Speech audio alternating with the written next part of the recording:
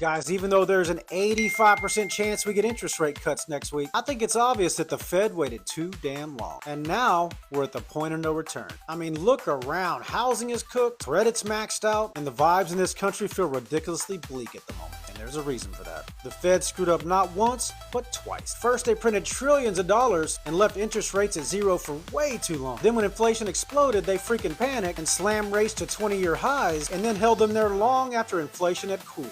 And I think that was the fatal mistake. Because here we are. It froze the entire housing market solid. You got millions of homeowners locked into 2 and 3% interest rates and nobody's giving that up. Who can afford to? Buyers can't afford 7% interest rates, so builders slowed down, inventory evaporated, and yet prices stayed sky high, even though demand died. So housing is basically a zombie market now, and as you guys know, when housing stops, America stops. And it doesn't just end there, man. High rates are crushing commercial real estate, small banks, auto loans, credit card debt, and even the US government interest bill. And the entire system is buckling under its own weight. So right now the Fed has two choices and both are pretty bad. They can either cut interest rates super fast, but guess what? That's going to create another inflation wave. Or they can hold it where it's at, but they'll continue to break the middle class even more, housing even more, and banks even more. There is no clean way out of this, and that's what the point of no return means, because the damage is already done. But there is a little bit of hope, and that's another reason that crypto exists. When the old system gets fragile, people are moving to hard assets with fixed supply. And they're going to move into real utility networks instead of government IOUs. They move into tokenization, interoperability, and digital rails that don't need permission from a broken system. And actually, this is the moment when big wealth is created, when everything feels bleak but the entire financial infrastructure is shifting below your feet. So don't lose hope and stay locked in, because the real shift hasn't even started yet.